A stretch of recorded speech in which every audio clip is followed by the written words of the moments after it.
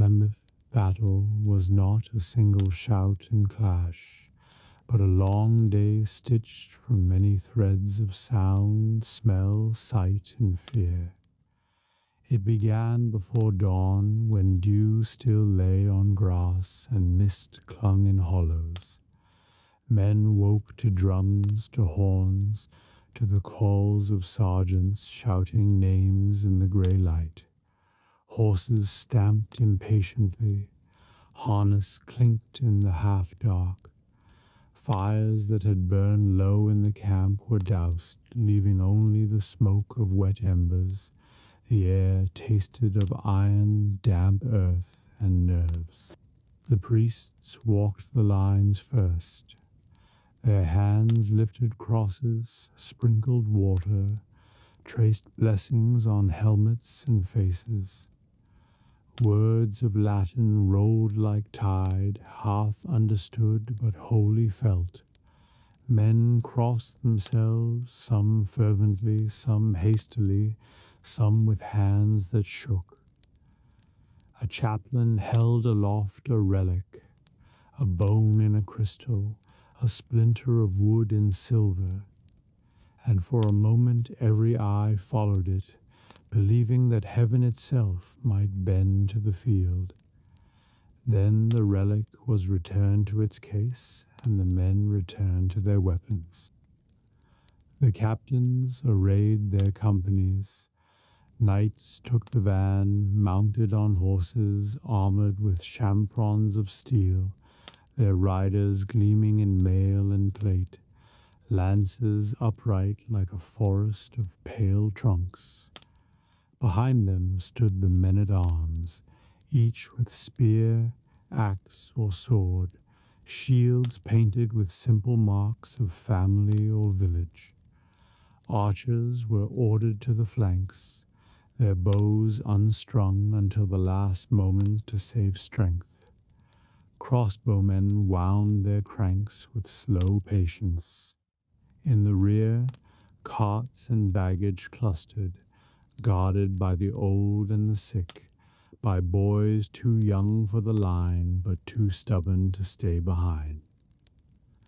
Across the field, the enemy formed their own pattern, banners lifted, each a square of color stitched with beasts or crosses. Horns answered horns, drums rumbled like answering thunder. Men squinted through the mist, trying to read faces on the other side, faces they might meet in minutes with iron. Between the two hosts stretched a no-man's land of trampled grass, ditches, and a few solitary trees that had the misfortune to stand where history would pass. Birds wheeled above, restless, sensing the storm to come. The noise swelled as the sun lifted. Horses snorted, pawing earth that steamed under their weight. Shields banged together in practice blows, a rhythm meant to stiffen courage. Archers tested strings, quarrels clicked into place. Men prayed again, muttered in dialects that were foreign even to their neighbors. Others sang snatches of song, rough voices rising above the din like crows startled from a field. The sound of an army waiting is not silence. It is a great murmuring sea, restless and dangerous. Then came the signal trumpets braying, drums pounding, banners dipping forward. The archers loosed first. A cloud of arrows rose, hissing like rain, darkening the air for a breath, before falling into the enemy line. Shields lifted, men ducked, horses reared. The sound was not one note, but 100. The whistle, the thunk, the cry, the silence after. Crossbows answered, bolts flying lower, harder, thudding into wood and flesh with the certainty of quarrels that care nothing for nobility. The cavalry moved next. Lances lowered, spurs pressed, horses surged forward in a pounding thunder that rolled across the field.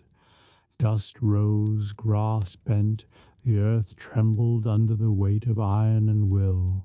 The charge was a wall of motion, banners streaming, pennons snapping, sunlight flashing on steel.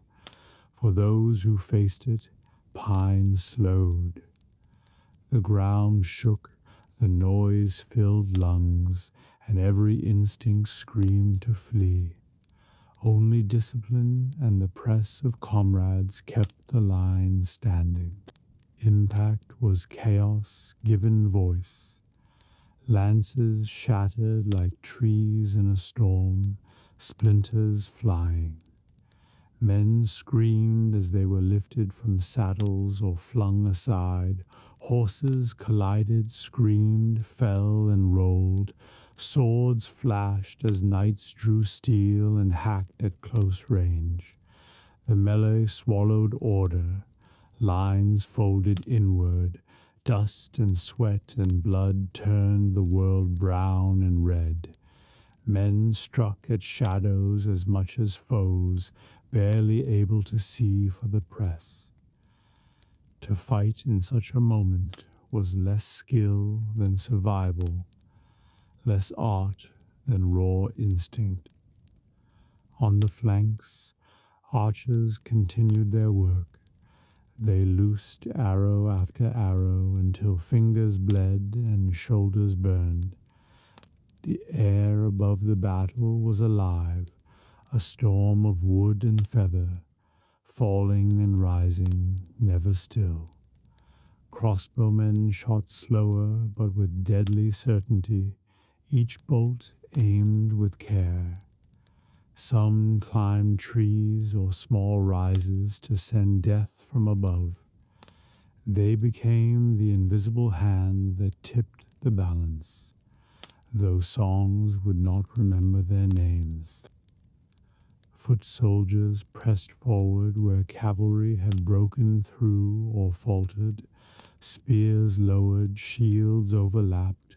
They advanced step by step, pushing against their foes like waves grinding at a cliff.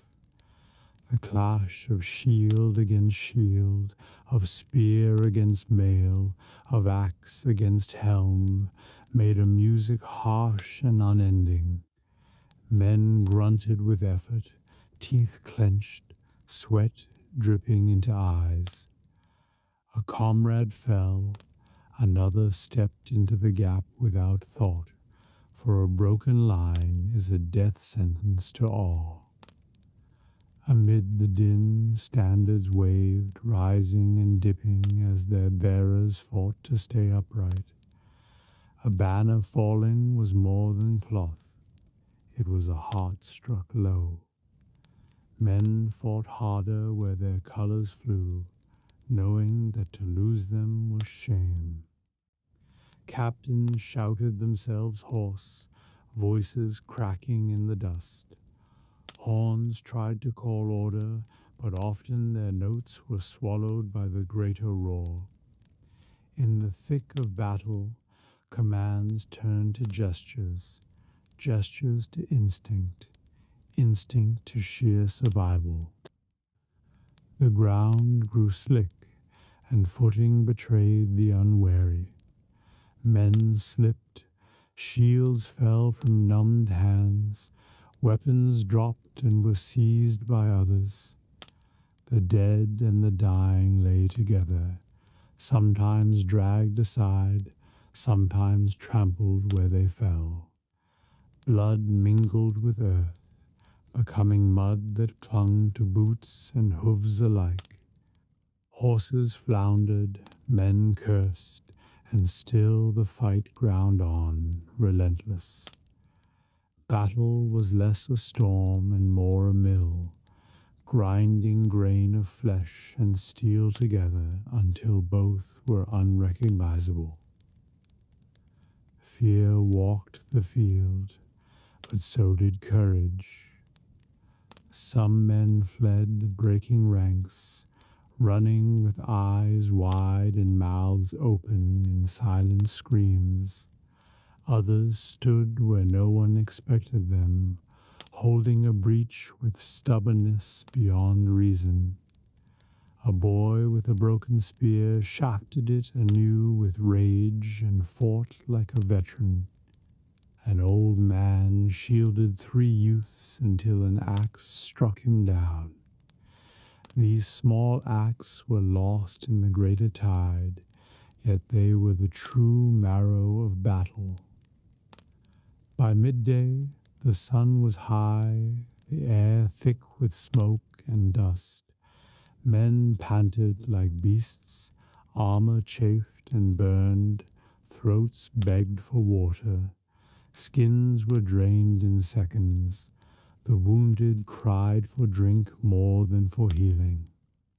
Surgeons worked at the rear under awnings, knives flashing, cloths darkening, hands steady as they cut and bound.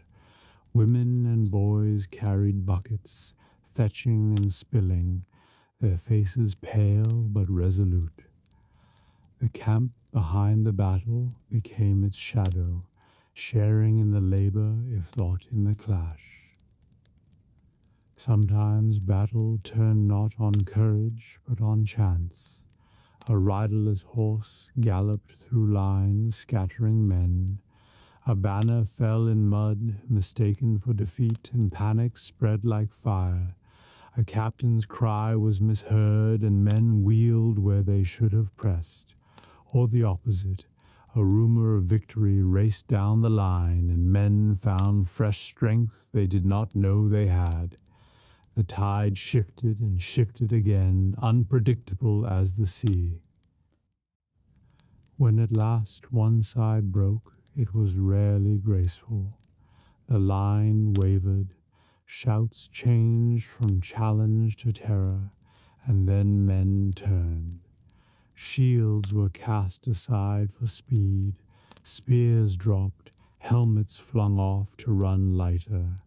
The victors pressed, cutting down the slow, shouting to drive the rout. Dust rose again, this time from many feet fleeing. Pursuit was fierce, but commanders tried to restrain it, an army lost in chase, to be ambushed as surely as an army lost in flight. At dusk, the field lay littered. Broken weapons, fallen banners, bodies still in the posture of their last breath. Ravens circled, already bold. Survivors limped back to camp, some triumphant, many dazed, all exhausted. Water was poured over heads, wine into mouths, bread into hands. Surgeons worked until stars lit their tables. Priests murmured prayers over the dying, sometimes cut short by another call. The night air was full of groans, of whispered names, of silence where answers should have come. Victory was claimed in words, but on the ground it was harder to see. The cost lay everywhere, in blood and ash and broken steel. Songs would be written, chroniclers would gild the day, but those who had stood in the press remembered less the glory than the dust, the noise, the weight of another man's body against their own, the choking thirst, the ache of fear, never wholly mastered. Battle joined was not a single clash, but a long crucible, testing more than strength of arm. It measured patience, discipline, endurance, and the stubborn will to hold when all wanted to flee. When night fell and fires burned once more, men looked into the flames and saw again the faces of those who would not share the warmth, and they knew that tomorrow the war itself would continue, even if this day's clash was ended. War did not live only on battlefields or in castles under siege. Its longest shadow stretched over villages, small, fragile hearts of the countryside where most souls drew breath. Here, in timber houses roofed with thatch, among fields bounded by hedges and low stone walls, life was meant to move to the rhythm of seasons, not to the beat of drums. But when armies stirred, villages became way stations, victims, refuges, and graveyards. The first sign of war was often not soldiers, but rumor. A peddler spoke of raiders across the border, of barns burned, of a town sacked. A shepherd saw smoke rising too straight, too thick, from beyond the ridge.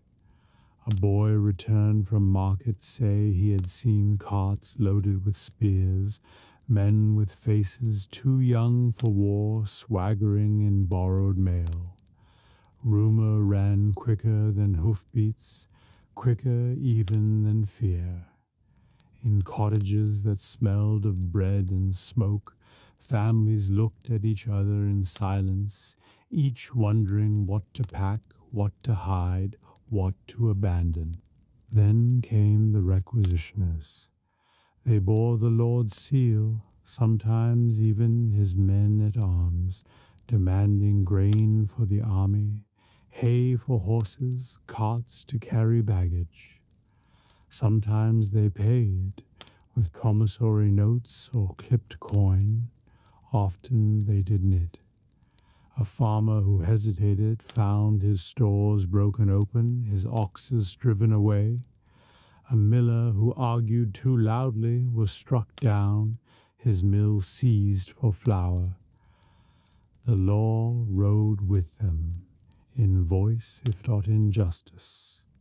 To the village, war was first a hunger in other men's bellies. Next came the passing army itself. The sound was heard long before, hooves drumming, carts creaking, men shouting, horns blowing. Dust rose like storm clouds, settling on hedges and thatch. Villagers pressed against doorways, clutching children as knights clattered past, banners snapping, faces hidden behind visors. Behind them trudged foot soldiers, weary and foul-tempered, their eyes searching for food, drink, diversion. Behind them came the baggage train, a crawling beast of carts, animals, women, and children, followed by stragglers who lived on the army's leavings. For some villages, the army simply passed, leaving broken fences, trampled fields, a few chickens stolen. For others, it halted. Then the village became a camp. Fields were stripped bare for fodder, barns emptied for grain, houses crowded with uninvited guests. Fires were kindled in the green, pigs slaughtered, bread taken. Soldiers drank deep, dice clattered, songs rose, laughter mingled with threats.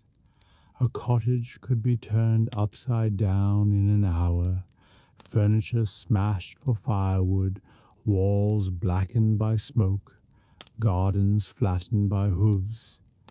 When the army marched it left emptiness behind. Worst of all were the raiders, whether enemy soldiers or mercenaries who owed loyalty only to coin. They came suddenly, fast riders with torches, whooping to scare before striking. They plundered grain, carried off animals, broke doors, took what they desired. Women hid in woods, children under beds, elders beneath floorboards. Sometimes it worked, often it did knit. Flames licked thatch, Barns roared into fire, fields crackled. Smoke rose in columns that told neighbors far away war had come. Some villages had small defenses, a ditch, a hedge, a palisade around the green, carts drawn into a circle. Men stood with spears, boys with slings, women with stones. They rang church bells not for mass, but for warning, summoning all who could stand. The priest lifted a cross before the gate, hoping its sight might turn swords aside. Sometimes it worked, more often it bought only a pause. Against armored riders, wood and courage broke quickly. The best defense was flight. Flight was its own trial. Families bundled what they could. Bread, blankets, a crucifix, a pot. They drove cattle before them, children tugging at ropes. They hurried into woods, into marshes, into caves, into ruins of old walls left by Romans or giants. There they hid, listening to shouts in the distance, watching smoke rise, hoping the wind carried it away. In those moments, the forest became both prison and sanctuary. Twigs snapped underfoot, sounded like pursuit. Owls hooting felt like taunts. Yet in the silence, life clung to itself with stubbornness. War's hunger lasted long after armies passed. A field trampled in May meant no harvest in August. A barn burned meant winter famine. A well fouled meant sickness. Villages leaned on neighbors, on monasteries, on the mercy of lords who themselves were pressed thin. Bread was stretched with acorns, broth thinned with water until it was more memory than meal. Children's bellies swelled with want. Elders gave at their portion quietly. Songs at hearths grew quieter, but they did not cease, for singing is a weapon against despair. War left scars in stories too. Children who had seen raiders never forgot the sound of hooves at night. Women who had hidden in ditches remembered the cold mud more vividly than their prayers. Old men spoke of years when war came twice, and fields lay fallow for 3. Each scar became a tale, told not to frighten but to teach. Keep food hidden, keep paths to the woods clear. Trust no promise of peace too quickly. Memory was the one fortification a village could carry with it. Yet villages endured. They rebuilt walls with fresh wattle, thatched roofs anew, planted again in fields that still held the bones of battle. Bells rang once more for mass. Children ran barefoot over ground where blood had dried and faded. Grain sprouted, lambs bleated. Laughter returned hesitantly, then boldly. Life in villages had always been precarious, balanced on weather, on harvest, on pestilence. War was another storm, crueler but not final. The soil, when turned, still yielded bread. In time, minstrels passed through and sang of the great lords, of battles won and banners taken. Villagers listened politely, then told their own tales by firelight of the day the priest rang the bell until his arms failed, of the child who led cattle into the woods and saved them all, of the widow who fed 10 mouths from one hidden sack of grain. These were victories too, though no chronicler wrote them down. So the memory of war in the village was not only one of loss, but of resilience.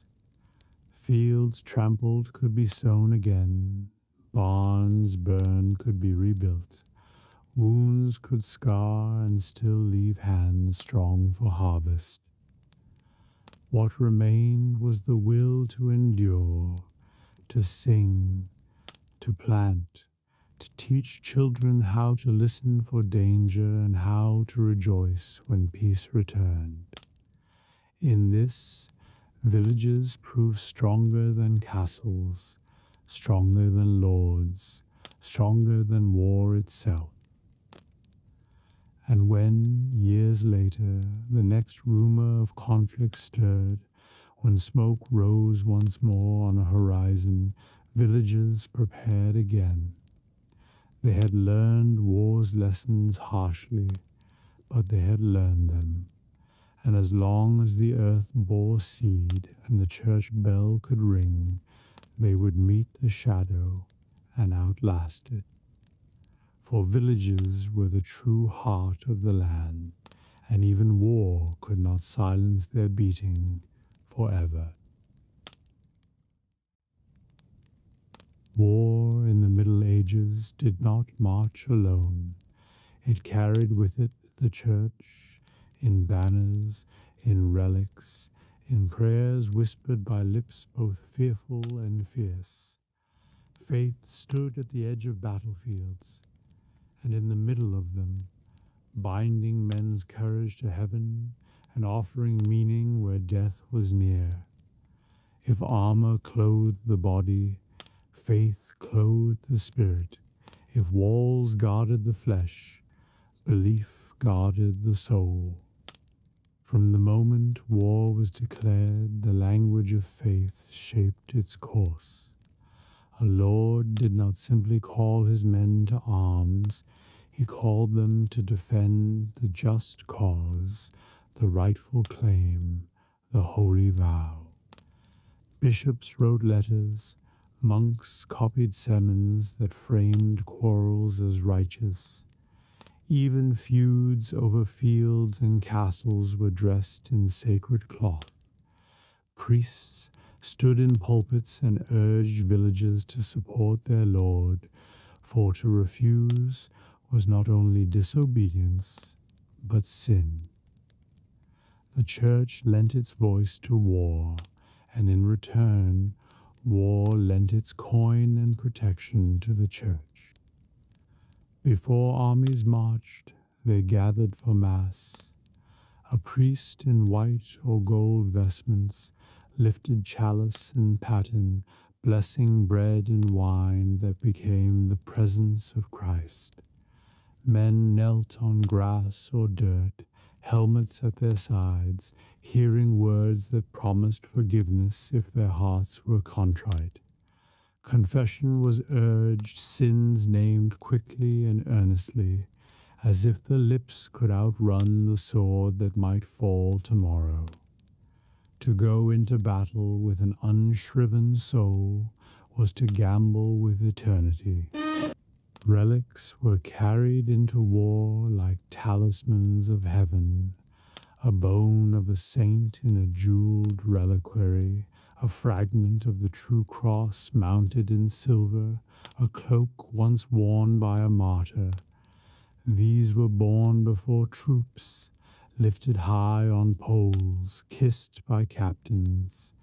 Men touched them as they passed, whispering prayers, believing that splinters of sanctity could turn aside arrows and blunt blades. Some banners themselves were relics, stitched by nuns, blessed by bishops, consecrated with holy oil. To see such a banner fall was terror. To see it raised was hope renewed. On the field itself, priests walked the lines, that with swords but with crosses and words, They sprinkled holy water over helmets, murmured psalms, lifted crucifixes for men to see. Some stood behind the ranks, shouting blessings as if to hurl them over men's shoulders into the fray. A few even carried arms, though canon law forbade it. Most carried only faith, believing it weapon enough. When men fell, priests knelt beside them, giving absolution in hurried whispers before breath ceased. Faith was as present in battle as steel.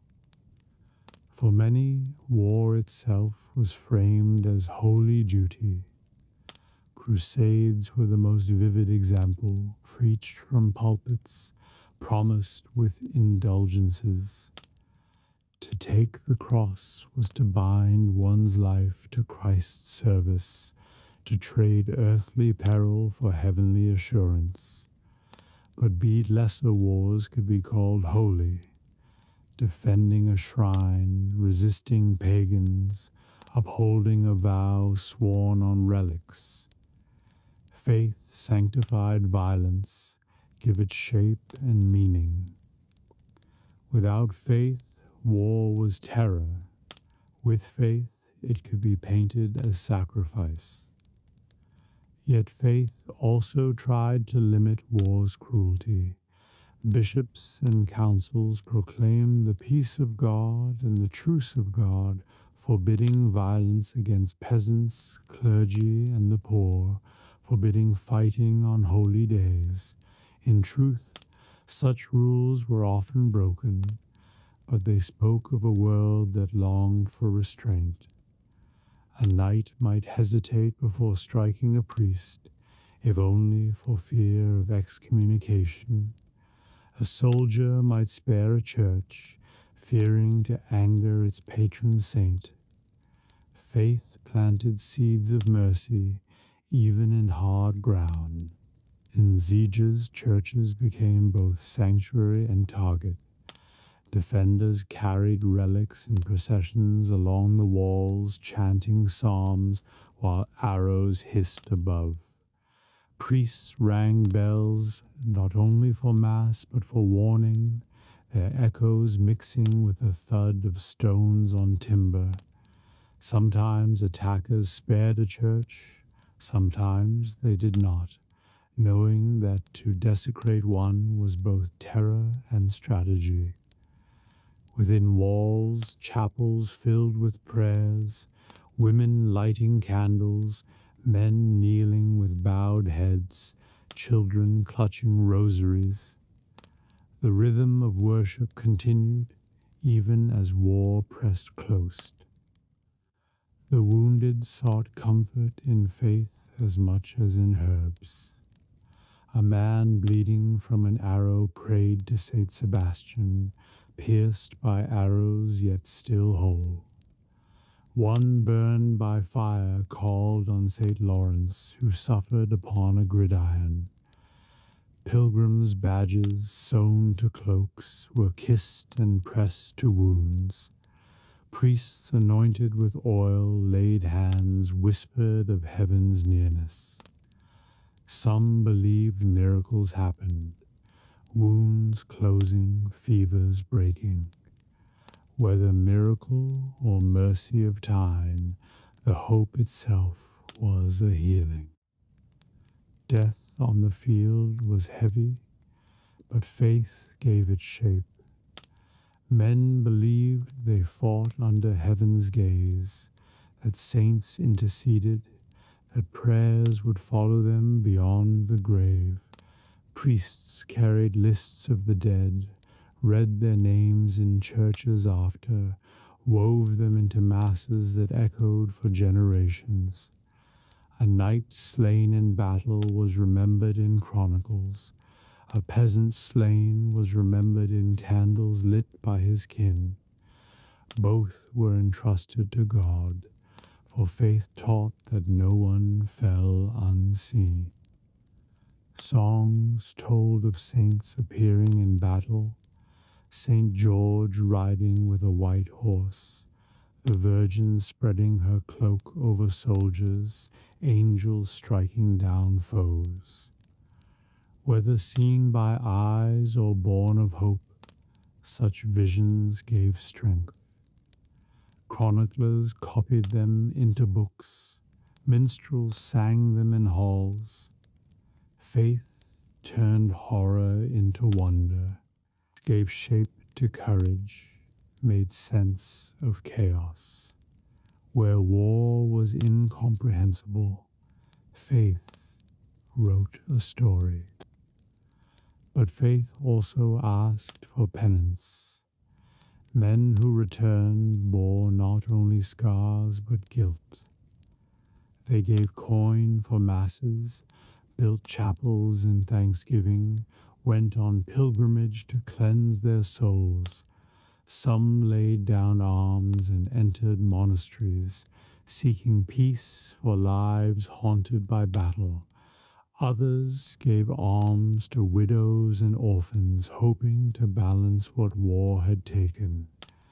Faith was not only shield and banner, it was also mirror and burden, reminding men that God's justice was not always the same as their own.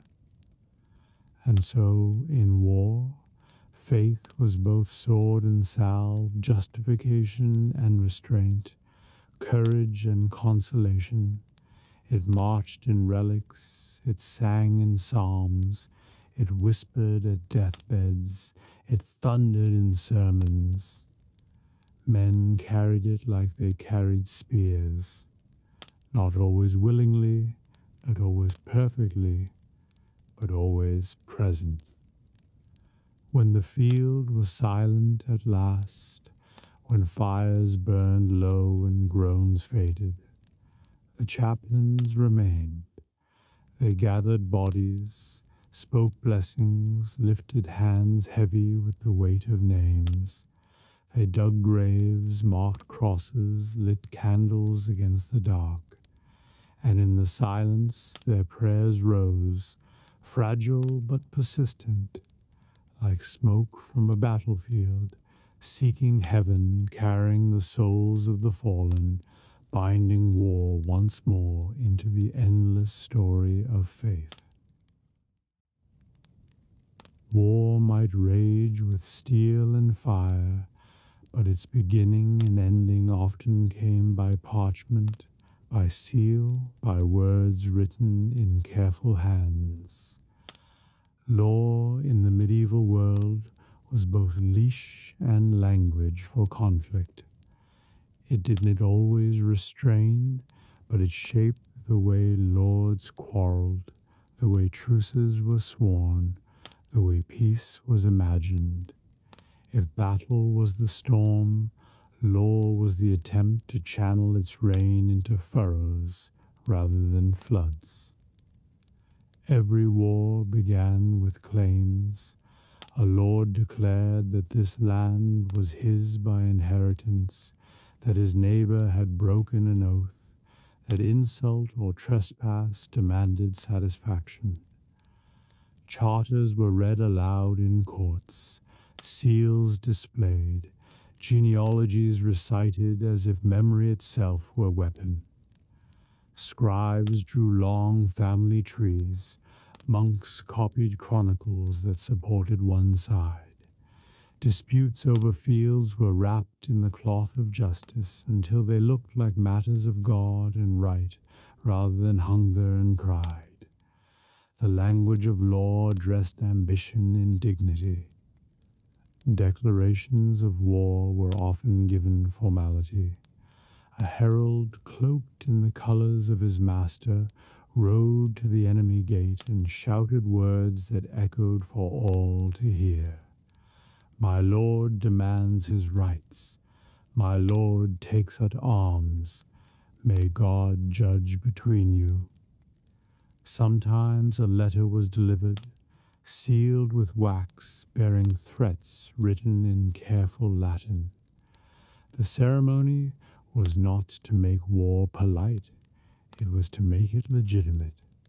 For in a world where oaths bound men to lords and lords to kings, war without words was outlawry. Once begun, wars were fenced with rules of conduct, at least in theory. Knights swore codes of chivalry, not to strike clergy, not to harm women, not to burn churches, to honor ransom rather than slaughter. These promises were broken often, but they lingered as ideals. Captives of rank were expected to be spared and held for ransom, their lives more profitable than their deaths. Common men, alas, were less fortunate, but even they sometimes found mercy when captains feared the anger of saints or bishops. Law in war was imperfect, but it was a thread that could still bind hands. The Church sought to restrain war through the peace of God and the truce of God. Councils declared that peasants, pilgrims, monks, and clerics were to be unharmed, that livestock and crops were to be spared. Later, the truce of God forbade fighting on holy days, especially Sundays, Lent, and feast days. Bishops thundered against those who ignored these decrees. Excommunication was threatened, bells tolled in warning. Enforcement was uneven, yet the very attempt revealed a yearning that even in violence, some spaces, some times, must be sacred. Within kingdoms, kings held courts to arbitrate disputes. Two lords might bring their quarrel before a royal bench, each producing charters, each swearing oaths. The king might order trial by combat, letting God's judgment decide in the clash of champions. Or he might impose his own authority, declaring the land for one side, binding both under threat of forfeiture. Sometimes it worked, sometimes it festered, but the process reminded lords that they were not only warriors but vassals, bound to a larger order. When war wearied both sides, they sought truces. A truce might last a day, a week, a season. Messengers carried terms across lines, heralds shouted agreements in both camps.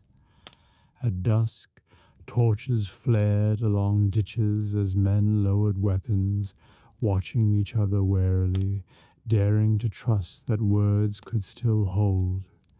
A truce allowed burial of the dead, exchange of prisoners, parley for ransom.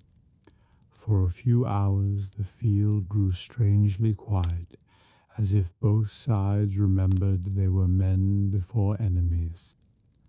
Negotiating peace was a labor as hard as battle. Envoys met in chapels, abbots presided, charters were drawn up. They debated borders, whether the river belonged to this lord or that, whether the castle stood within one shire or another. They argued over hostages, sons of noble houses, given as guarantees of faith. They haggled over fines, reparations, the return of relics or books carried off in raids. Seals were affixed with solemnity. Oaths were sworn upon relics. Witnesses signed with trembling hands. Peace was written into the bones of parchment. Sometimes marriage sealed peace more firmly than ink. A daughter of one house was wed to the son of another, uniting bloodlines that had spilled each other's blood. Feasts were held, banners flown, songs sung to drown the memory of war.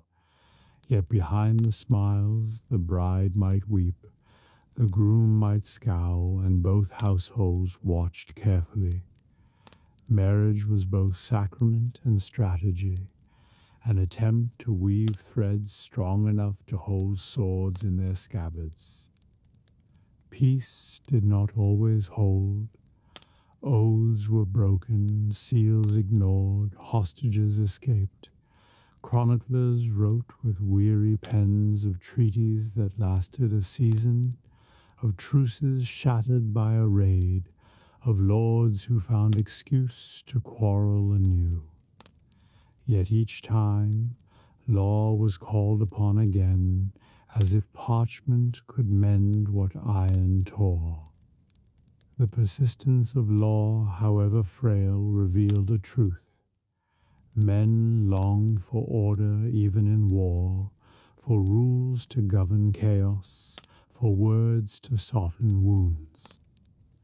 For common folk, law's peace was felt in small mercies. When a truce was proclaimed, markets reopened, mills ground grain, fields were sown, merchants returned to roads, pilgrims to shrines. Bells rang not for alarm but for worship. Children played without fear of hoofbeats. A week of peace could not erase months of hunger, but it could plant hope. Villagers didn't read charters, but they knew when words written far away reached their doors in bread and quiet. At times, law itself was mocked by war's enormity. A peasant watching his barn burn cared little for parchment signed in Latin. Yet even he might find that, months later, the same parchment ordered restitution, returned a strip of land, forbade a lord's further cruelty. Imperfect though it was, law remained a net that caught some fragments of justice. And so war and peace in law were a dance, clumsy and repetitive, yet necessary. War without law was banditry. Law without enforcement was ink without meaning. Together, they created a rhythm by which kingdoms endured, by which memory was shaped, by which the hope of order survived. When peace was sworn at last, when banners were lowered and armies disbanded, parchment was stored in chests, seals kept in churches, chronicles copied in scriptoria. The battlefield might still stink of blood, but in the halls of abbots and kings, words were spoken that bound the future. Men laid aside swords, at least for a sigh, believing that God, saints, and law would keep them. And even if the peace frayed, for a season it held, and the land breathed again. When the smoke cleared from fields, when broken spears were swept into piles and bodies laid in earth, war did not end. It lingered in memory, it traveled in song.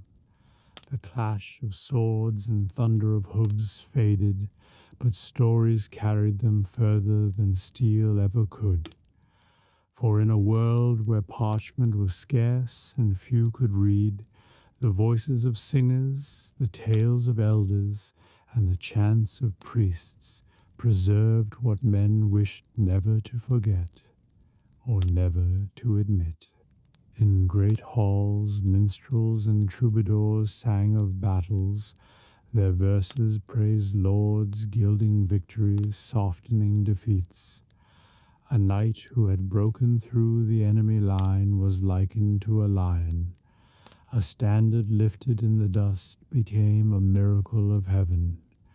To listen was to be carried back into the storm of war, but in music, chaos was made noble. Harps twanged, fiddles sang, drums beat time like hoofbeats. Men who had fled on that day thumped their cups and shouted with pride, for song remade them as heroes. Memory in halls was a sweetened wine, strong enough to drown truth. But outside halls, in villages and by hearths, memory wore another face. Old men told children of the night raiders came, of barns burned, of women hiding in woods. They spoke of hunger winters, of fields left bare, of neighbors lost and never seen again. Their stories were less gilded, more raw. They were not sung with lutes, but whispered by firelight, punctuated with the crack of wood. Children listened wide-eyed, learning not glory but caution. Keep food hidden, trust no promise of peace too easily, run when hoofbeats sound at night. These were songs too, though without melody, songs of survival. Churches preserved memory in liturgy. The names of the dead were written in parish books, read aloud on anniversaries. Masses for the fallen were sung, incense rising like the smoke of battle long after the clash itself had ended. Priests prayed for mercy on those who died without confession, for souls cut short on muddy fields. Candles burned for knights and peasants alike, their wax dripping like tears. Faith transformed war's dead into intercessors, reminding the living that each soul was counted, each name spoken before God. Chroniclers in monasteries recorded war in ink, quills scratching by candlelight.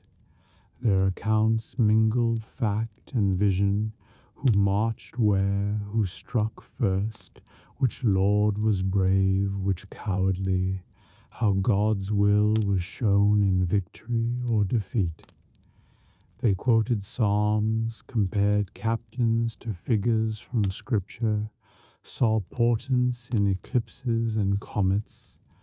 Their parchments would outlast the songs of minstrels, yet even they were shaped by who paid for ink, who fed the scribe. Memory in books was sharp, but not always clean. Ballads spread among common folk, simple rhymes sung while spinning or walking to market. They named villages burned, lovers parted, lords who betrayed their men, saints who appeared in battle. The melodies were plain, the verses repeated until children learned them by heart. Ballads could not be erased, for they lived in mouths, not in books. Lords feared them, for a ballad could turn victory to shame, could preserve failure longer than a chronicle. Memory in song was unruly, a truth no sword could silence. At feasts, knights told their own tales, boasting of charges, of duels, of wounds taken. Scars were displayed like relics, each with a story that grew taller each telling. A dented helm was passed around with laughter, its crack explained as the work of 10 men, though it may have been only one lucky blow. These stories bound comradeship, turned terror into fellowship. Memory at table was laughter masking sorrow, pride masking fear. But war left memories out only in words. It lived in scars upon the land. A burned village rebuilt, but blackened stones lingered. A field where men had fallen grew strangely fertile or strangely barren, and folk spoke of it in hushed tones. A ditch dug for defense became a hollow where children played, yet elders remembered bodies buried there. Roads bore ruts from armies' wheels long after peace returned. The earth itself remembered, though it spoke only in shapes and silences. Mothers remembered differently. They counted the days their sons had been gone, the winters endured without them, the nights prayed through in fear. Some never saw their sons return. Others saw them return changed, their eyes older than their years, their laughter dimmed. Mothers wove memory into lullabies, warning children not to be taken by war's promises. Their songs were gentler, but they carried iron in their heart. Not all memory was sorrow. Victories brought pageants and processions. Cities hung banners from windows, bells rang, relics were carried in triumph. Knights rode with garlands, squires with flowers, the Lord's colours painted on faces and walls. Songs of triumph echoed through streets. Wine flowed, bread was shared. For a day or a week, memory was bright, and the shadow of loss was pushed aside. But when the garlands faded, the widows still wore black.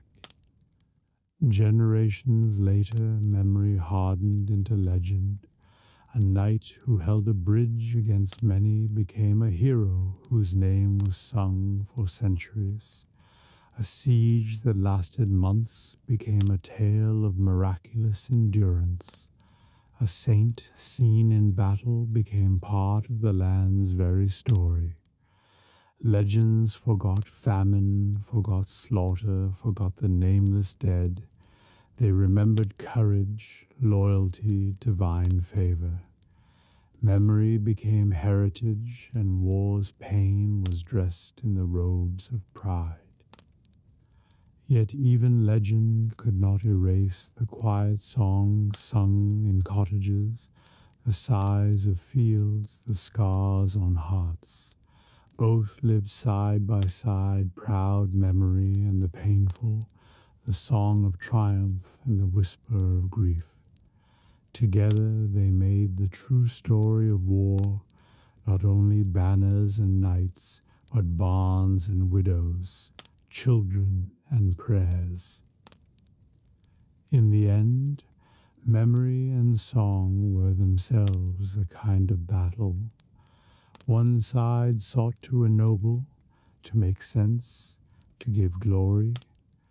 The other sought to remember, to warn, to endure. Both were necessary, for without glory men would not march, and without warning they would not learn. War's echo was never silence. It was voices singing, weeping, praying, boasting, teaching. And those voices carried farther than steel, into the ears of generations unborn.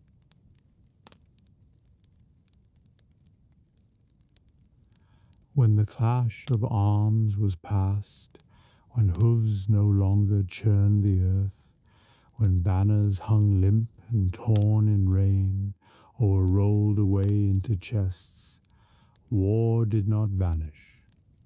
It left behind a long shadow, stretching over villages and towns, over fields and castles, over memories and prayers. The shadow of war was as real as its fire, and often lasted longer. In the medieval world, men and women lived not only in the moment of battle, but also in the years and lifetimes that followed, carrying scars both visible and hidden. The land bore the first scars.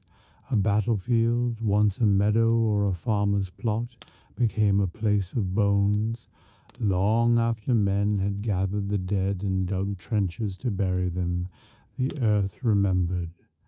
Plows struck against iron where swords had broken. Children found arrowheads in streams. Shepherds herded flocks over ground where grass grew oddly lush from blood or strangely barren from fire. Ruins of burned barns stood black against sky, stones cracked by heat, timbers charred. A castle repaired its breaches, but the patchwork lines of lighter stone reminded all who looked. This wall had once failed. This wall had once groaned under the weight of war.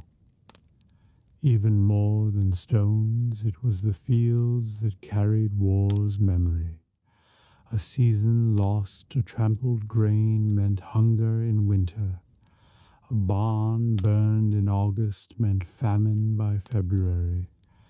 Villages learned to hide seed in secret pits, to spread food between neighbors, to mend plows with scraps when iron was gone.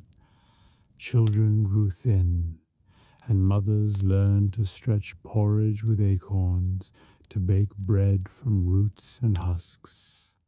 The shadow of war lay across harvests for years, long after banners had marched elsewhere.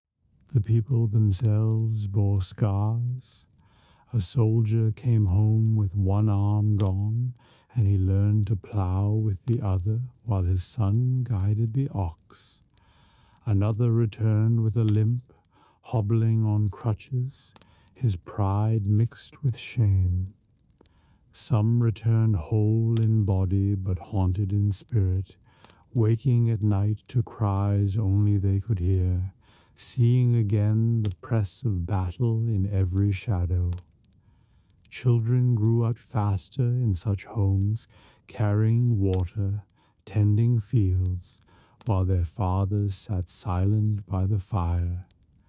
Women who had held households through sieges or raids often carried a new strength, and sometimes a bitterness that changed the way families lived. War left its mark on faith too. Priests preached of judgment, of God's hand in victories and defeats. Some said war was punishment for sin. Others called it trial, a test of devotion. Relics were honored more fiercely, processions more fervent. Yet doubts crept in as well. Why had God allowed such slaughter? Why had the innocent suffered alongside the guilty? In chapels where candles flickered before broken crucifixes, men and women wrestled with questions too large for parchment or sermon. The shadow of war stretched even into souls. In law and custom, the shadow was written down. Charters marked borders redrawn by treaties.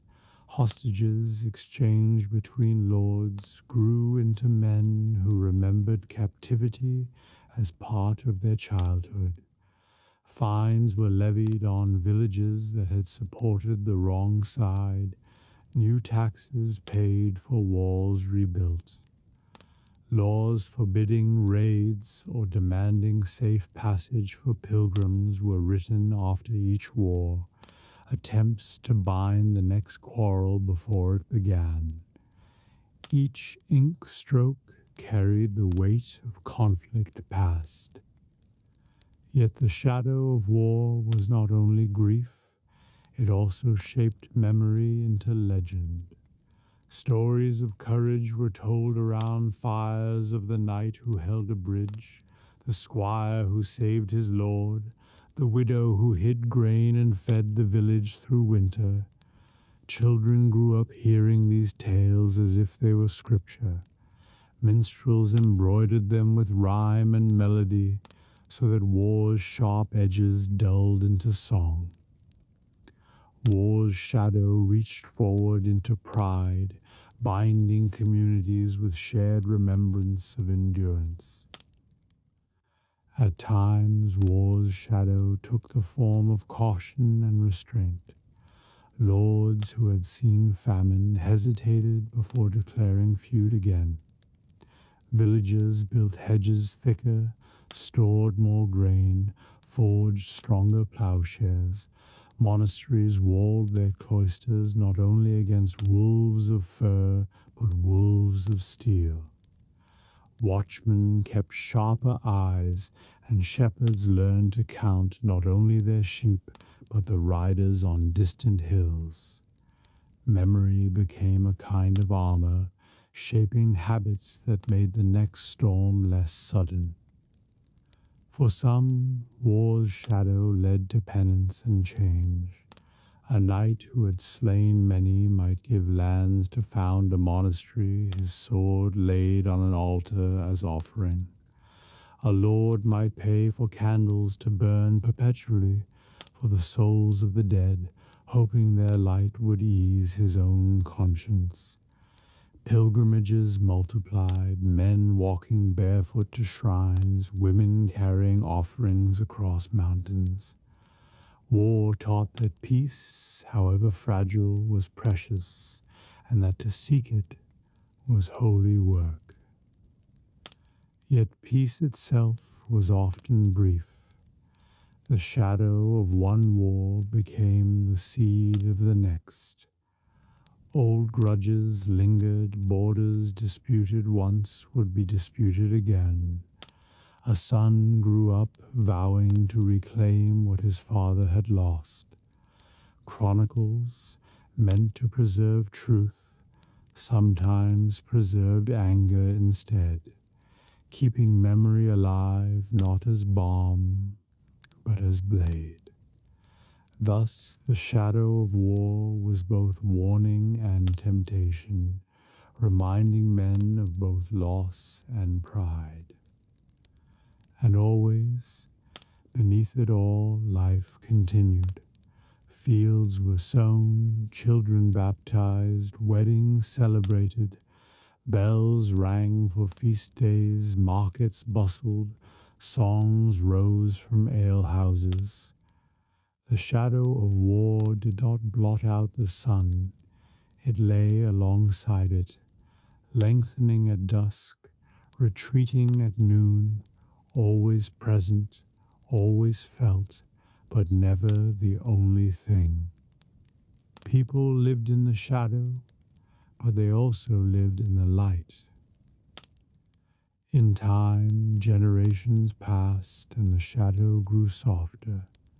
Bones in fields turned to dust. Ruins became quarries for new houses. Names of battles faded into songs whose verses no longer matched truth. Children played in ditches that had once been defenses, laughed in meadows where blood had fallen. The shadow lingered, but it no longer frightened. It became part of the landscape, part of memory, part of the story that made people who we were. For the medieval world, war was never absent. It returned like seasons, sowing sorrow as rain sows rivers. But so too did peace return, fragile, fleeting, precious. Between them lay the long shadow, remembrance of cost, the yearning for calm, the wisdom drawn from pain. And in that shadow people found strength to rebuild, to sing, to plant, to pray. So when the stars rose over a quiet village after war, when a child's laughter rang in the night, when a candle burned before a crucifix in thanksgiving for survival, the long shadow lay still upon the land. It reminded all who walked there that war had passed and might come again, but that life, stubborn and sacred, would always rise to meet it. Episode 16: Medieval Medicine and Healing. For all the herbs gathered, all the prayers whispered, all the knives wielded and remedies brewed, sickness often ended not in healing, but in death. In the medieval world, death was never far, at cradle, at hearth, in field, in hospital. To face it was part of life, and to give it meaning was part of faith. When sickness deepened, families gathered close. Children hushed, neighbors came, priests summoned. The sickbed became altar, room filled with prayers, voices low, candles lit. Faces watched in silence, knowing breath might falter at any moment. Priest brought sacraments, confession heard, absolution spoken, holy oil anointed on brow and hands, the host placed gently on tongue, last taste of bread before eternity. Even weakest lips tried to whisper, Amen. This rite, the last sacrament, prepared soul as body failed. Relics were placed by bedside, a cross, a saint's bone, a vial of holy water. Hands clutched beads of rosary, voices murmured Hail Marys. Faith wrapped sick in comfort greater than blanket. Children cried softly, spouses wept, neighbors whispered. Yet grief mingled with reverence, for death was not only sorrow but passage, a return to God. To die well, with sacraments received, was seen as victory, not defeat. The body, once still, was washed by loving hands.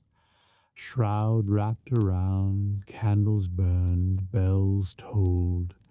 Villagers filed in, offering prayers, crossing themselves as they passed. Death was communal, shared by whole parish.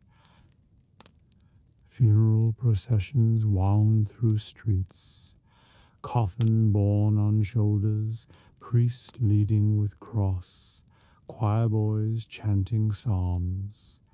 Neighbors followed, heads bowed, carrying candles. The church received dead as it had once received newborn, with ritual and prayer. Graves dug in consecrated earth, marked with cross or stone.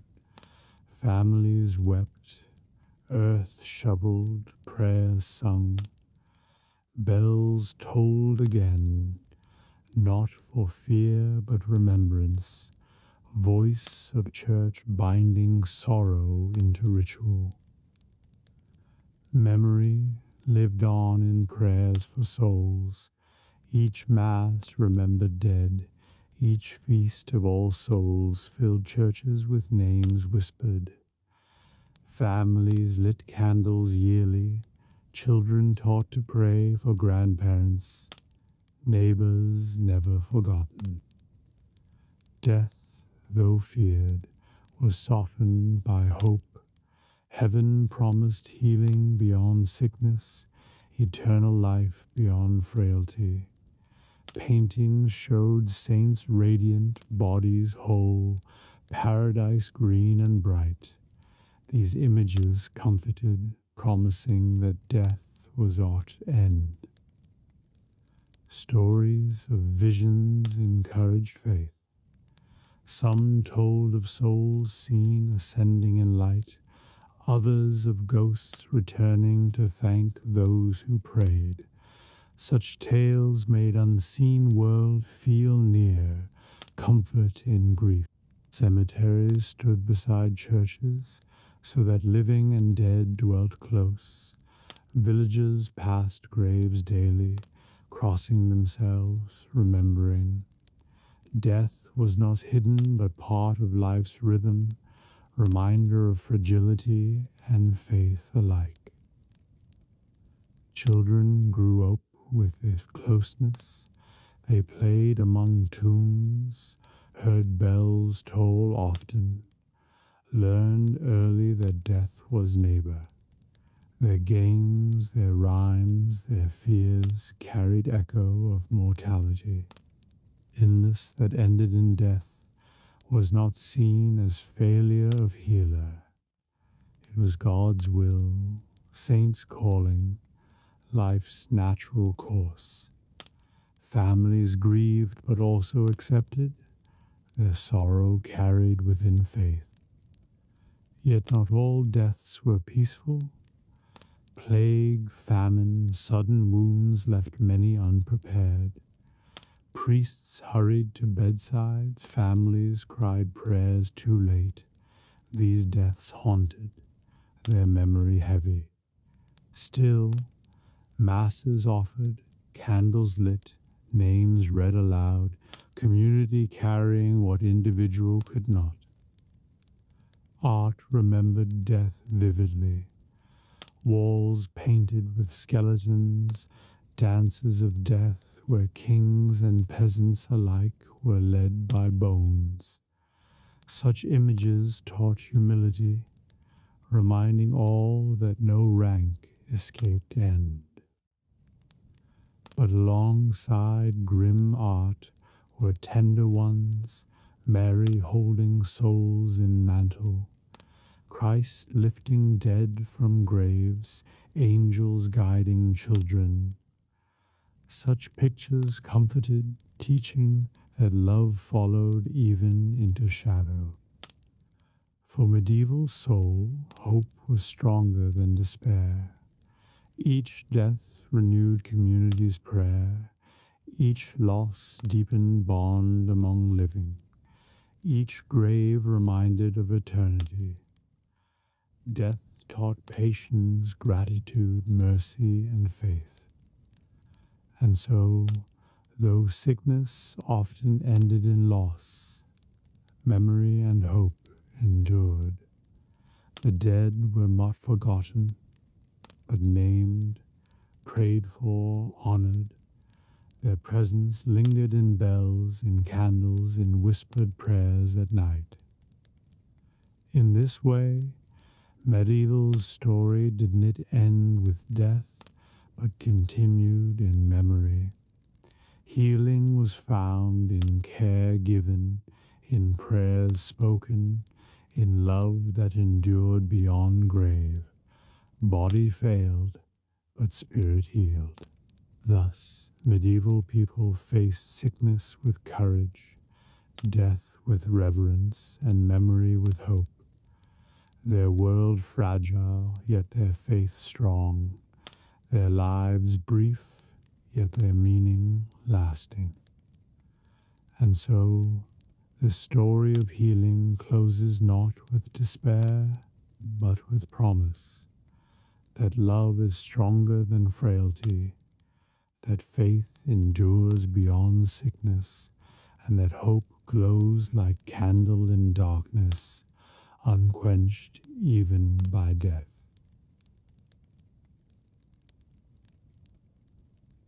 War was sickness of another kind, and its wounds demanded healers as surely as fevers did. On battlefield where arrows flew and swords struck, men fell bleeding in heaps, and those who survived first clash often faced slower death unless tended swiftly. Barber surgeons followed armies, their bags heavy with knives, saws, ointments, and bandages. They set up tents near camps, rough shelters of canvas and wood, smoke rising from fires that heated water and irons. Their work began as soon as horns ceased, when cries of victory mingled with moans of wounded. Arrows were most common wound, shafts lodged in flesh, sometimes clean, sometimes splintered. Surgeons gripped with forceps, pulled with steady hand, sometimes arrow barbed, tearing more as it left. Men bit down on leather, groaned into cloth, or fainted as steel was drawn from body. Blades left deeper marks. Sword cuts gaped wide, blood pouring. Surgeon pressed cloths, poured wine to cleanse, stitched flesh with coarse thread. Scars remained for life, proud and painful memories of battle. Crushed bones from maces and hammers demanded splints. Wood and cloth bound limbs, crude but firm. Some healed crooked, some never healed, but splint gave chance where none otherwise. Worst of all were wounds beyond repair, a limb shattered, flesh rotted with gangrene, soldier fevered with poison of decay. Then surgeon reached for saw, assistants held man down, prayers muttered, iron cut quick. Heated cautery sealed stump, smell of burning flesh filled tent. Cries echoed far, but life sometimes saved. Blood flowed endlessly in such places. Surgeons worked with hands slick, cloths piled, basins full. Apprentices fetched water, stoked fires, sharpened blades. No silence here, but shouts, groans, clatter of tools, and wails of men. Faith was present even in gore. Soldiers clutched crosses, kissed relics, whispered prayers. Surgeons prayed as they cut. Nuns sometimes moved among wounded with bowls of broth, whispering comfort as bodies shook. Not all wounds were visible. Smoke of battle left lungs raw, fear haunted sleep, grief weakened heart. Priests heard confessions, gave absolution, reminded soldiers that courage in pain was as holy as courage in pain, was as holy as courage in fate. Battlefields after combat were grim. Fields littered with corpses, groans rising from heaps of wounded. Healers moved from man to man, choosing whom to save, whom to leave. Choices cut deeper than knives, mercy measured in who received care. Water carried in skins, poured into parched mouths, bread softened in broth fed to weak. Even smallest act, washing face, binding cut, gave hope amid ruin. Some soldiers carried their own charms, wolf's tooth against fear, saint's medal against wound, parchment prayer tucked in pouch. Many believed such tokens turned blade aside or guided arrow away. Faith steadied courage when steel alone could not. When night fell, tents glowed with firelight. Men groaned in dark. Surgeons worked by flicker of torches, assistants holding shadows at bay. The smell of smoke and blood filled camp, mixed with incense from chaplains' prayers. Songs sometimes rose, soft and trembling. Wounded soldiers sang hymns together, voices broken but steady, comfort in unison. Music healed spirit when body lay shattered.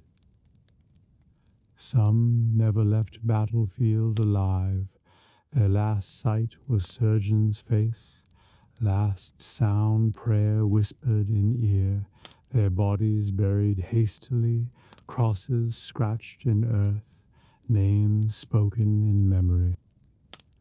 Others carried scars home, missing limbs, twisted arms, blind eyes, limps that lasted lifetime. These men lived reminders of war's cost, their wounds visible lessons for villages. Communities honored such survivors, They told stories of courage, treated scars as badges, listened to tales of battle. Yet beneath honor lay pain unending, bodies never whole again. Battlefield healing shaped medicine too. Surgeons learned quickly, tested remedies under fire, found what worked by necessity.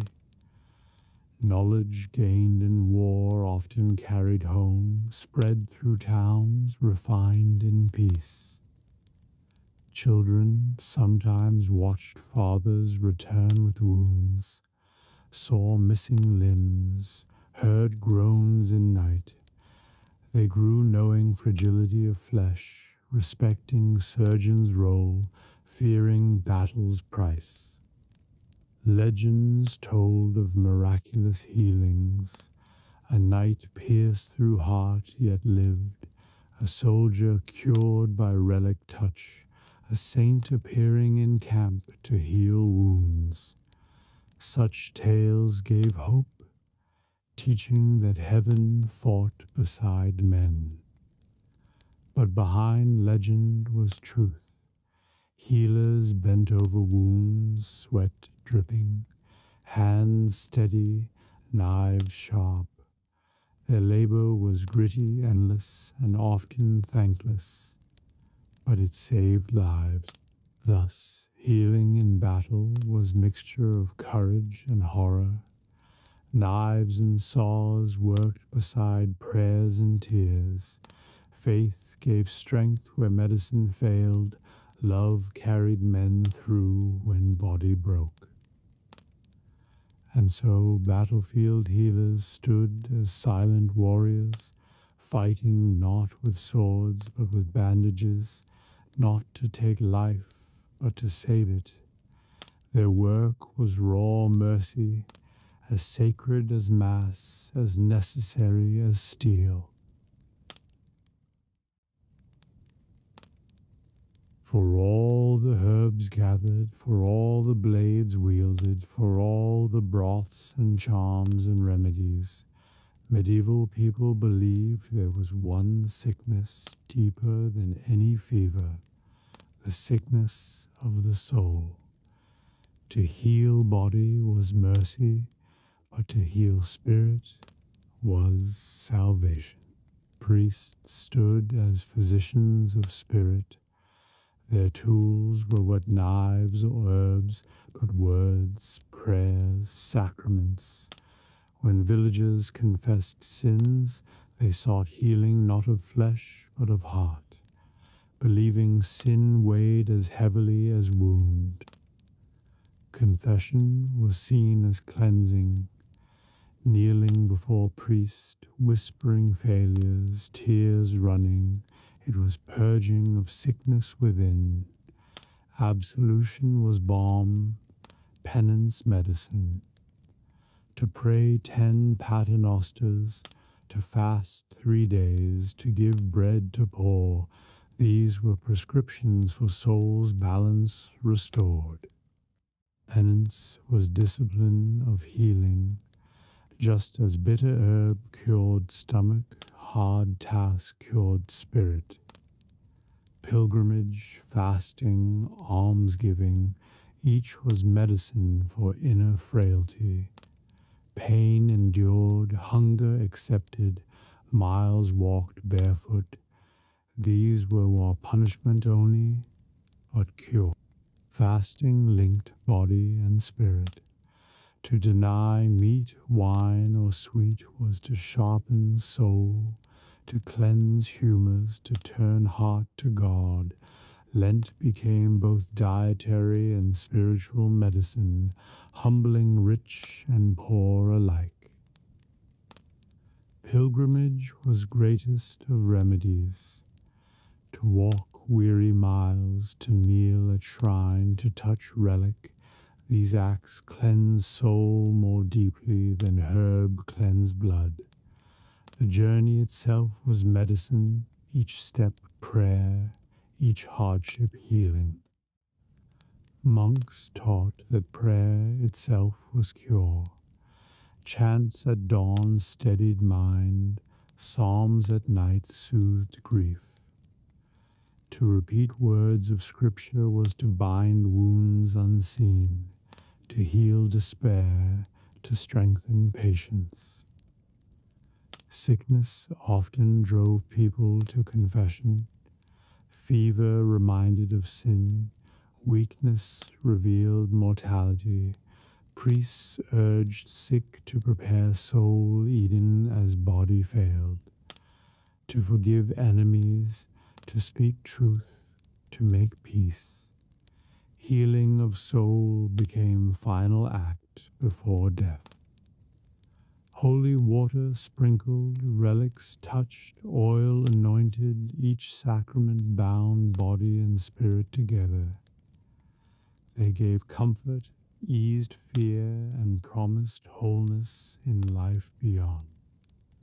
Superstition played role here too. Some tied sins to knots in cord, cast cord into river, believing guilt washed away. Others carried parchment prayers, believing words shielded heart. Even if in doctrine these acts gave comfort. Communities sought healing together. Processions of penitents walked barefoot, scourging backs, chanting litanies. Their bodies suffered, but spirits strengthened. Towns believed such acts lifted plague, eased famine, calmed heaven's anger. Children learned that forgiveness healed. They were taught to apologize, to pray, to seek blessing.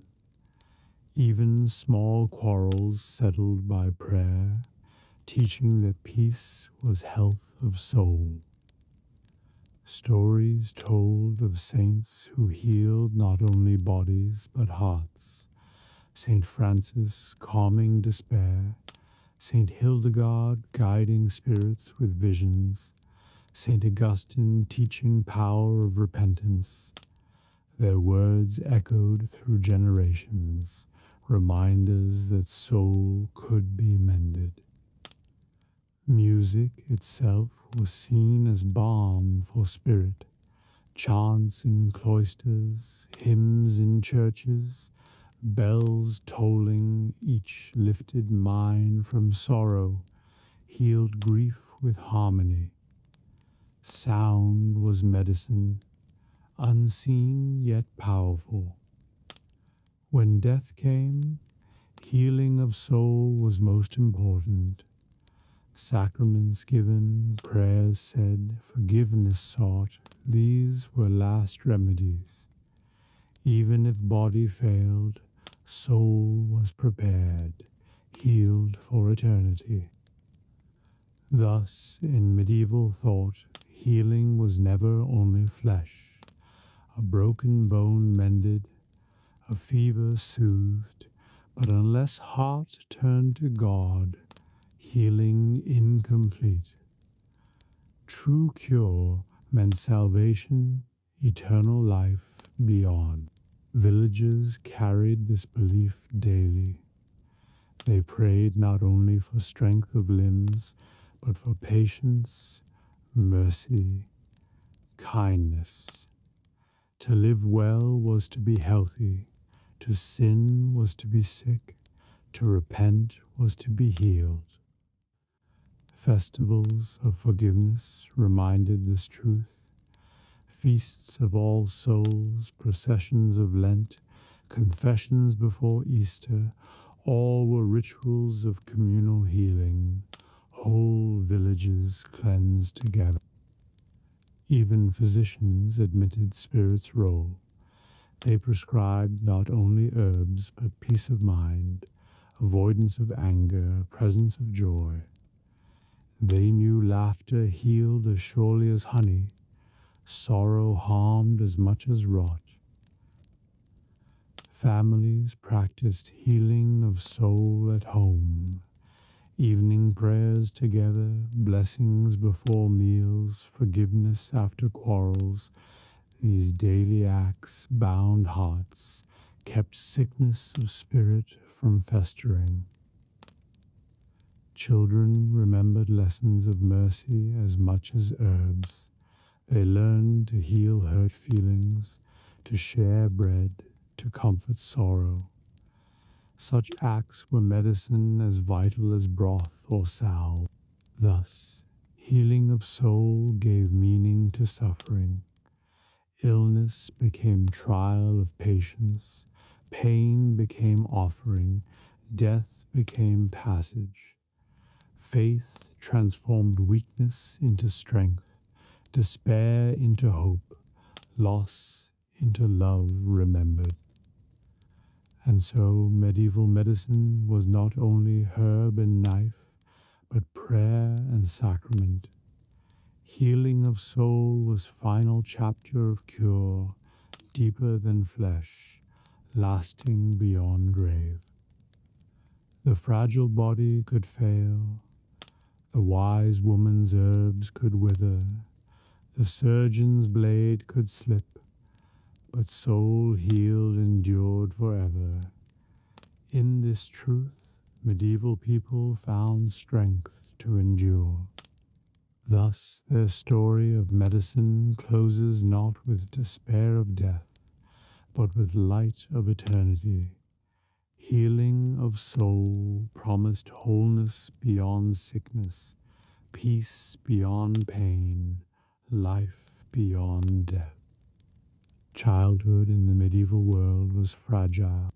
Infants were born into a world of risk, where fever could rise suddenly, coughs linger for weeks, and hunger weakened small bodies more quickly than adults could bear. Every parent knew that life's earliest years were uncertain, yet it was precisely in this fragility that love and care shone most brightly. Mothers were often the first healers. They rocked cradles by firelight, whispering lullabies that carried both comfort and prayer. A fevered child might be given honey stirred into warm water, or a cloth soaked in chamomile laid gently across brow. Herbs gathered in meadows, fennel, plantain, thyme, became simple remedies brewed in small pots and cooled before being offered to tiny lips. A mother's touch, steady and tender, was considered medicine in itself. Her voice, soft and rhythmic in the dark, soothed restless dreams as surely as any herb. Fathers, too, bore part of the burden. They were the ones who walked hurriedly through night to fetch wise woman from the village edge, or carried sick child wrapped in cloak to parish priest for blessing. Some carved charms from wood, small crosses to hang above cradle. Others fetched holy water from church, sprinkling drops over sleeping infant while murmuring prayers of protection. Their strength, so often spent in fields or workshops, bent here toward the frailty of their children. Midwives, who had first guided infants into the world, often returned when sickness struck. They knew how to rub limbs with warmed oils, how to prepare teas to ease colic, how to cradle fragile heads with skill born of long years. Their knowledge was woven from practice, memory, and the traditions of countless women before them. Families trusted them not only to deliver life, but to guard it in those tender early days. Faith stood beside medicine in every cradle. Garlic hung near bedposts to ward off evil. A saint's image was pinned to swaddling cloth. Families prayed to St. Nicholas or St. Margaret, saints believed to watch especially over little ones. Candles burned through long nights, flames flickering as parents whispered promises and pleas, hoping their child would see another dawn. Seasons shaped sickness. Winter brought coughs that echoed in rafters. Spring dampness carried fevers. Summer heat brought flux of the stomach. Autumn chills carried weakness in bones. Every turn of year tested children, and each season taught parents remedies suited to its dangers. Sweetness was medicine of childhood, honey treasured by all, soothed throats and cheered spirits. Syrups made from violets or rose petals eased pain and carried comfort. Even in illness, the taste of sweetness brought faint smiles to children's faces, reminding parents that joy had not entirely fled. Play too was seen as part of healing. When fever lifted and strength returned, children were given spinning tops, dolls of cloth, whistles of wood. Laughter rang again in courtyards, a sign more certain than any remedy that health had returned. Yet not all children survived. Families buried small coffins, carried to churchyard by fathers with trembling hands. Bells tolled softly, and the entire village gathered, for the loss of one child was sorrow of all. Graves were marked with simple crosses, names spoken in masses, prayers continued for souls believed safe in heaven. Grief was heavy, but hope in eternal life gave fragile comfort. Still, for every loss, there were children who grew strong. They carried memories of sickness survived, scars of childhood fevers, stories told by parents of nights kept in prayer. They grew into adults who cherished their own children fiercely, repeating remedies, songs, and blessings as they had once received. Thus, healing in childhood was more than herbs and charms. It was mother's lullaby, father's carved cross, midwife's steady hands, priests' whispered prayer, neighbors' offered broth. It was community gathered around the most fragile, binding together in mercy and hope. And though childhood was uncertain, every breath was treated as gift, every cure a miracle, every smile after fever a triumph. In that fragile balance, medieval families found the deepest meaning of healing, love guarding life, as candle flame guards against night. Illness in the medieval world was never born alone. When one member of a household fell sick, neighbors noticed, family gathered, and community answered. Healing was not only the work of wise woman, monk, or surgeon, but of everyone whose heart was bound to the sufferer. When fever struck, neighbors carried broth in earthen bowls, loaves of bread, or bundles of herbs tied with string. Women came to sit at bedside so that weary mothers might rest, and children fetched water from wells. A sick child or elder was never the burden of one home alone, but of the village as a whole, for all knew that tomorrow it might be their turn to need the same mercy. Guilds cared for members in towns and cities. A weaver fallen ill could count on fellow craftsmen to bring food to his family, while guild chaplains visited bedsides with blessings. Some guilds even kept common funds to pay for burials when death came, ensuring no man was left dishonored for want of coin. Healing was thus woven not only of herbs and bandages, but of solidarity, a net of care stretched across streets and squares. Church bells marked times of prayer for sick. At Vespers, candles were lit, names spoken aloud, villagers kneeling together for mercy. When plague or famine struck, whole communities walked in procession, barefoot in dust, chanting litanies with candles in hand.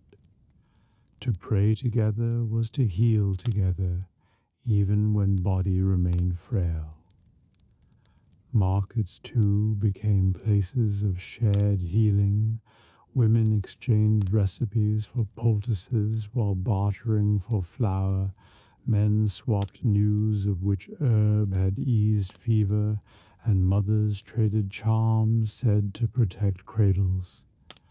Knowledge of remedies spread not through books alone, but through gossip, story, and song. In this way, healing was collective memory, preserved not on parchment, but in mouths of people. Children learned of mercy early. They watched mothers tend neighbors, saw fathers carry sick men from fields, helped fetch wood for fires kept burning through long nights. Compassion was part of their upbringing, a skill as vital as plowing or weaving. Healing, in this sense, was inheritance, passed as naturally as language. Festivals, too, carried thread of community healing. On feast days, after prayers for saints, villages shared meals where poor ate beside rich. Food strengthened bodies, laughter lifted spirits, music eased hearts weary with work and worry. Such moments reminded all that joy itself was healing, as necessary as any herb. Hospitals were another form of community mercy. Supported by donations, they welcomed sick, poor, orphan, and pilgrim. Families who could not afford surgeons or medicines still found beds, broths, and prayers within walls raised by charity.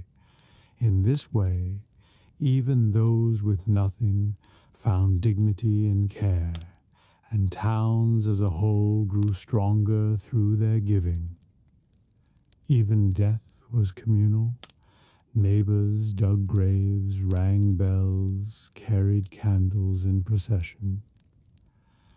They mourned only for family, but for friend, not only for friend, but for stranger.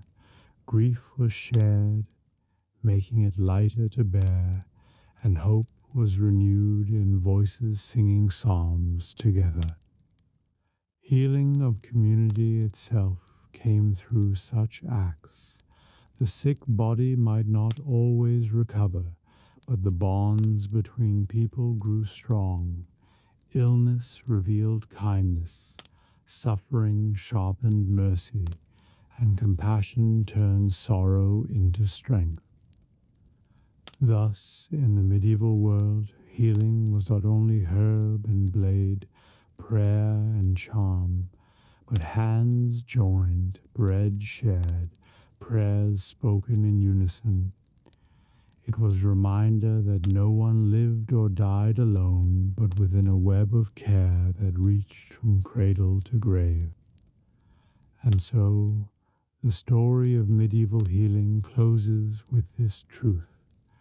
The greatest medicine was love, carried not in bag of surgeon or jar of wise woman, but in hearts of neighbors, in voices of community, in mercy that bound fragile lives together.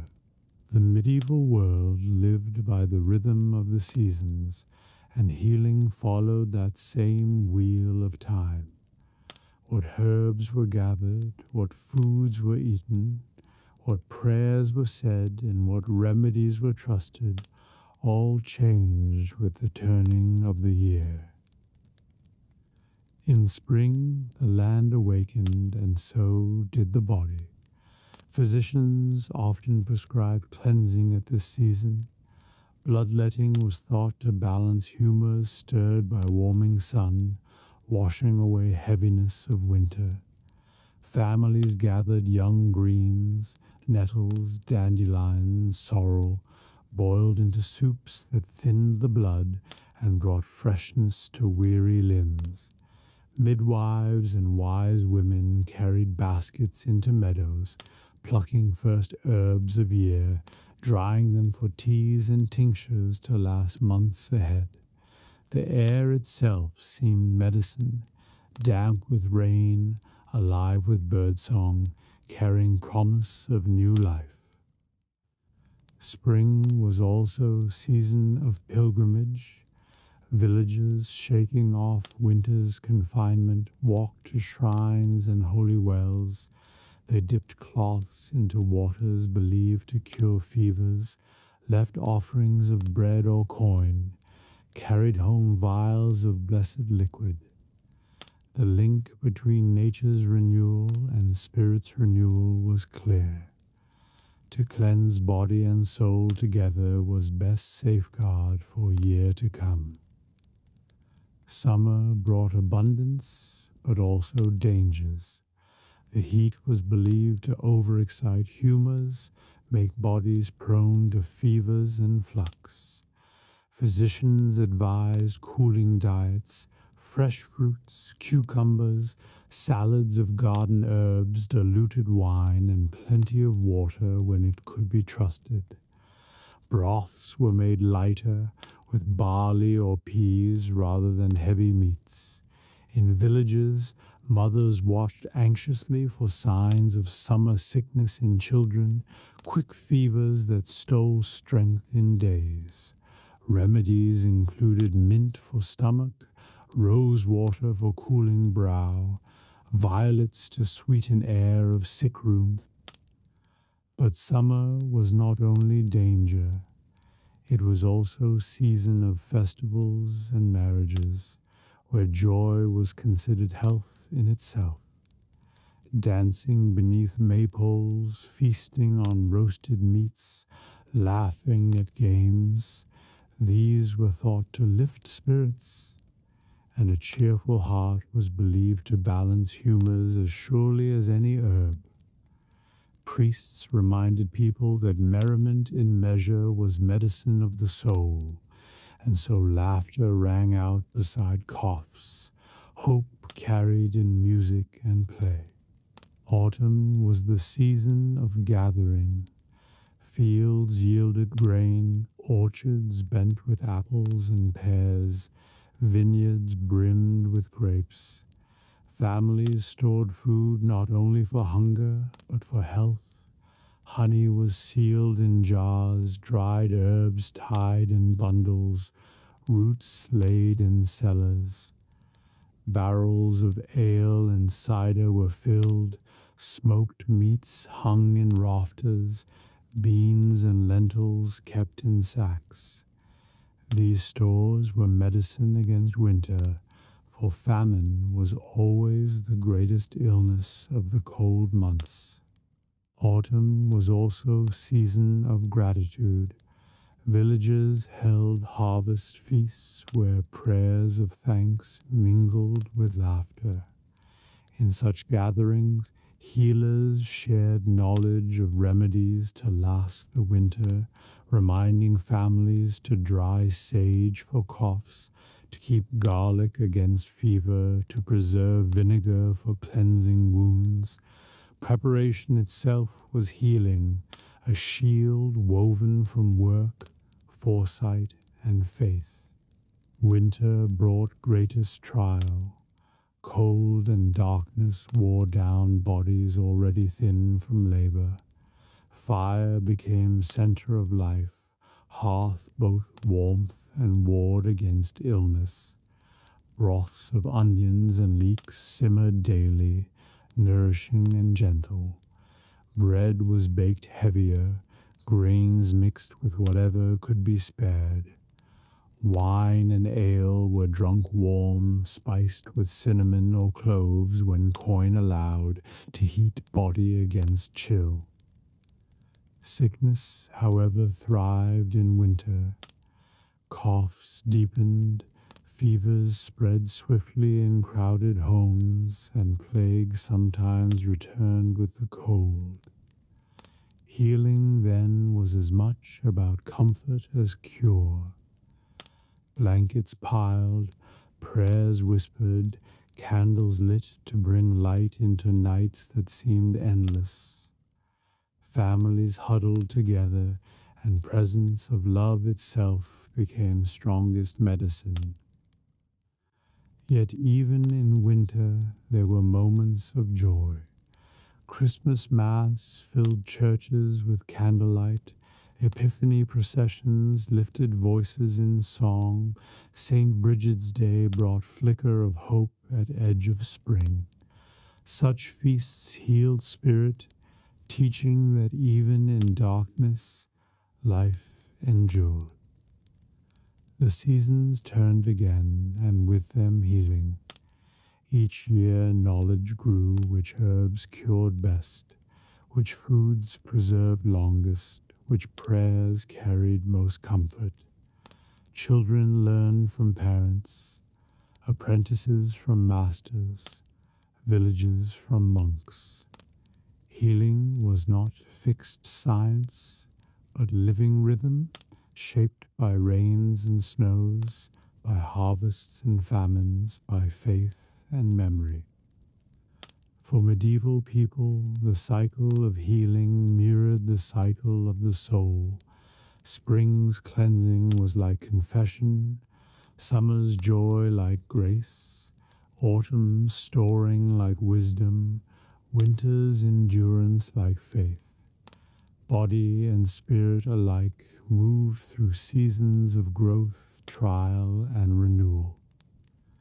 And so, to speak of medieval medicine is to speak of time itself, of how people healed not only with herbs and knives, but with patience for the wheel of year, trust in rhythm of earth, and hope that after winter's cold, spring would always come again.